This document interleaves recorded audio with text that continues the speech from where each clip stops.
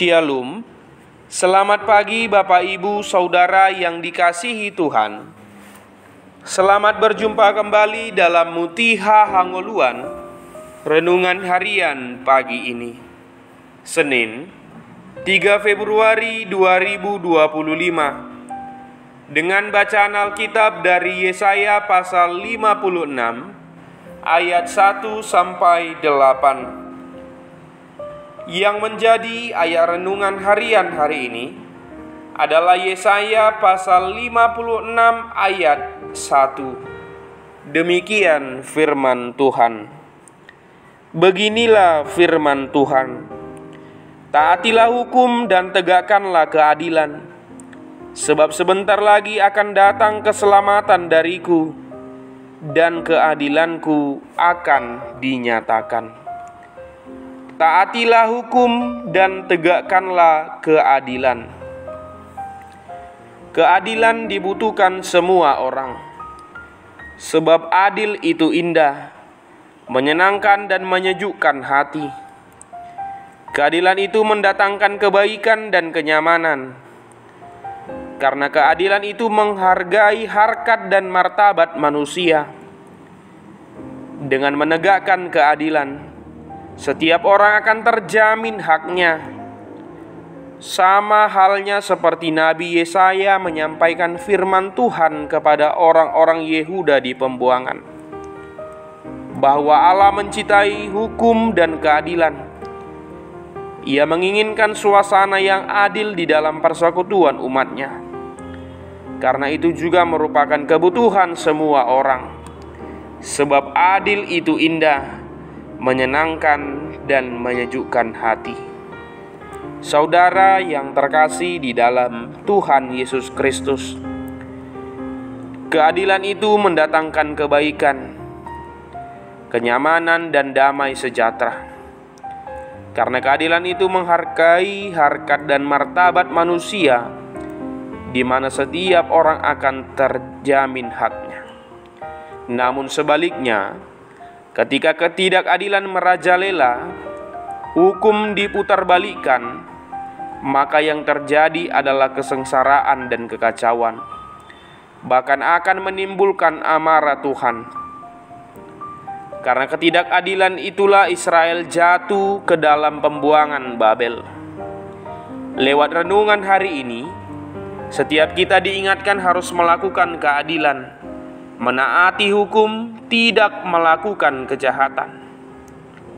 Inilah juga himbauan dan peringatan Allah kepada bangsa Israel yang akan kembali ke Yerusalem. Pertanyaannya sekarang adalah, bagaimanakah cara kita menaati hukum dan menegakkan keadilan itu? Kita harus berlaku adil lebih dulu, dengan melakukan dan memulainya dari diri kita sendiri, yaitu dengan cara bertindak adil terhadap sesama.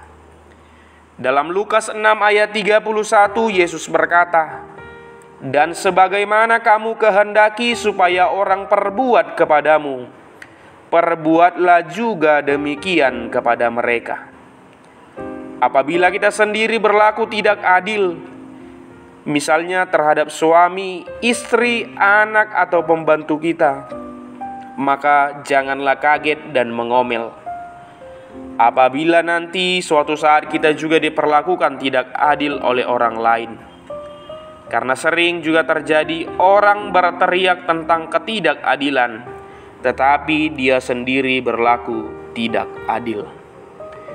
Saudaraku, jikalau hidup semaunya saja, tetap bergelimang dalam dosa, melanggar hukum yang berlaku di mana kita berada, dan mengabaikan Tuhan, firman-Nya, perintah dan hukum-hukumnya, maka suatu saat nanti kita akan menanggung hukumannya atau balasan yang setimpal atas setiap ketidaktaatan dan pelanggaran kita. Dalam Matius 3 ayat 10 lebih lanjut dikatakan bahwa kapak sudah tersedia pada akar pohon, dan setiap pohon yang tidak menghasilkan buah yang baik pasti ditebang dan dibuang ke dalam api. Namun sebaliknya, kita akan mendapatkan kebahagiaan dan sukacita jika terus berusaha hidup di dalam kebenaran Tuhan. Di dalam ayat 2 Tuhan berfirman, "Berbahagialah orang yang melakukannya, dan anak manusia yang berpegang kepadanya, yang memelihara hari Sabat dan tidak menajiskannya, dan yang menahan diri dari setiap perbuatan jahat." Keadilan sejatinya adalah kebenaran dalam tindakan. Kita berdoa. Tuhan, mampukan kami bersyukur atas keselamatan yang dari-Mu dengan menaati hukum dan menegakkan keadilan. Amin. Renungan harian hari ini ditulis oleh calon pendeta Fran Anugrah Siregar STH. Demikianlah renungan harian hari ini. Selamat beraktivitas. Tuhan Yesus memberkati. Shalom.